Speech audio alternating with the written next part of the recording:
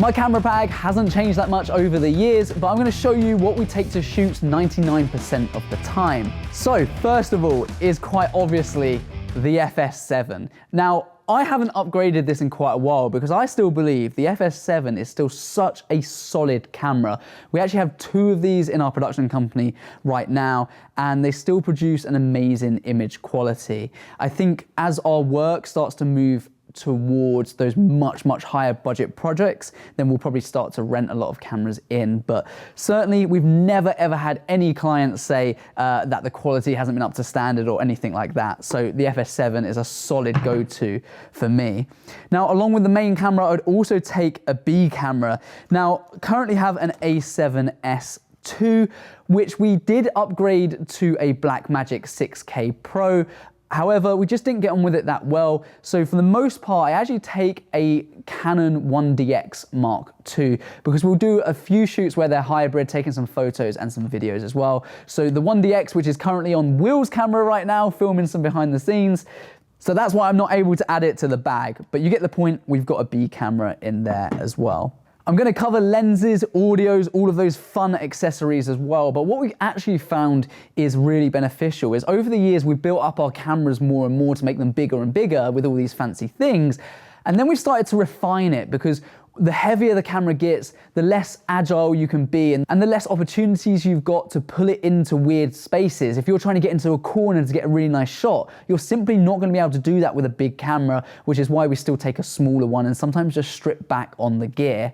Now, of course, we pack our bags slightly differently depending on exactly what's required, but typically speaking, the FS7 will have a Canon L series 24-105 lens on the body, and our B camera will probably have a 17-40 because the B camera is probably going to go on a Ronin or some kind of gimbal, whereas the FS7 is going to be straight on our shoulder, which is why I've also got the shoulder mount here from Small Rig as well. Very solid little thing, does the job, fits on your shoulder. What more can you want? Now, not forgetting, this is the standard bag that we would usually pack for 99% of our shoots. So the other 2 lenses I would take is a Canon L series 100mm macro, and I'll also take almost dropped it, a Samyang Cine 24mm. I'll also take the 35mm that's currently on this camera. They produce beautiful quality images, particularly for interviews. Now, I'll interchange these on a run and gun shoot every so often, but typically speaking, I'm gonna leave the 24-105 and the 17-40 on those cameras. The reason we're shooting Canon glass and Sony bodies is because I really like Sony cameras. I had just already invested so much money into Canon glass, so it kind of made sense to get a Metabones adapter to enable us to use both of them. Next thing, we can move into a few of the peripherals. Now, these I mentioned in an earlier video. I hadn't used these until Hollyland gave them to us, and this is their Mars 4K transmitters. These are so sick, and I'm not saying that just for the sake of it. These things are ace. When we've used these on shoots, we use them pretty much whenever we get the opportunity to do.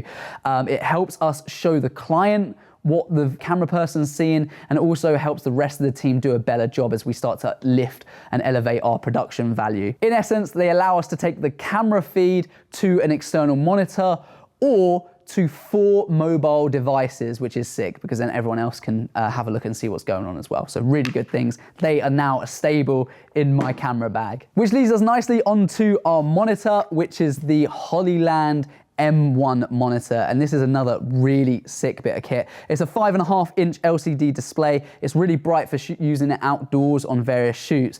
And one of the best things about this is that it's a transmitter and a receiver, which means we can plug a HDMI feed from our B camera or our A camera into this, and then we can transmit that 4K signal up to 4 mobile devices or to another monitor or a monitor and a couple of mobile devices, which is absolutely insane because it means that technically you don't need these, but I still like to have these transmitting to the monitor plus some other mobile devices as well. But for the pure fact that this acts as a transmitter and a receiver, it's absolutely amazing. I've actually been blown away by this as well. It's got a load of inbuilt functions too, such as 4x zoom, 3D LUTs, color correction. It's got focus assist as well as exposure assist too. And it also includes a waveform monitor as well, which is really helpful to know exactly what your shot's looking like.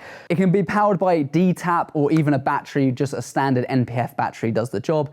SDI, HDMI inputs and outputs as well. It's just an absolutely solid piece of kit and something that's gonna stay in my camera bag for a very long time to come. Hollyland are actually sponsoring this video, so please show them some love by checking out some of the links in the description below to their Amazon products. They are all very, very impressive and I've been blown away with the quality. Not just saying that, genuinely extremely excited to have this in my camera bag. Another tool that helps us do a really good job is the Tilta Nucleus. We use this for our wireless follow focus, allows us to shoot super shallow depth of field so we can get a really good quality image. Sometimes we'll also use the remote from the Tilta Nucleus so someone could have the external monitor, pull in focus while the cameraman actually lines up the shot perfectly. But this is a really nice aid to produce better quality productions. Obviously, we've got a couple of V-Lock batteries. They're batteries. What more do you really want to know? They have to go in the bag, otherwise you're not going to be able to film. If you're shooting on something like the A7S, you're probably going to need at least 15 different batteries as well, which is why I generally go with the Canon 1DX. Now, audio-wise, I generally take our little shotgun mic, which is the Wavo Pro from Joby.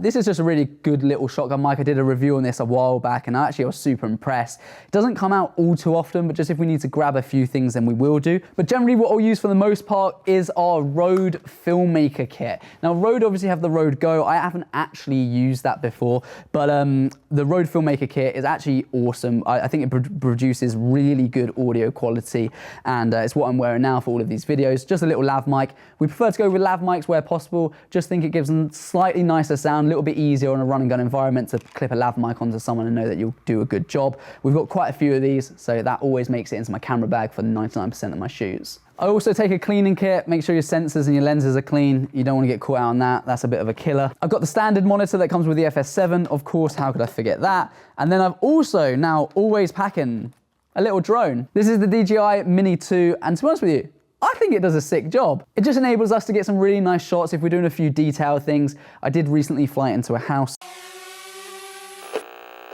so it's had a couple bits of TLC on it. It is a really nice drone, does the job for what we need, and super easy to fly. You can pick them up pretty cheap as well, so that always sits in my camera bag now. You never know when you're next gonna need it. Then in these pockets, we've got all of our tools, so we take a little toolkit with us, a couple of pliers, different Allen keys, screwdrivers, things like that. They always come in useful. In here, we've got some extra cards and also our hard drive as well, in case we need to back anything up mid-shoot. I'll almost always take my laptop with me, and then a few other peripherals, caps, things like that, things for the microphone. Basically, this needs a bit of a clear out, if I'm being completely honest with you. But that's generally to fix things or to back things up. This is to actually do the job. And then finally, in the top bit here, we'll have a pair of headphones for monitoring and some color gels that never get used, but they probably got used once on a shoot and they stayed in the bag for literally ever. So yeah, that's it. Now, this is obviously what we use. Everyone's camera bag is going to be different and they'll have different pros and cons to it.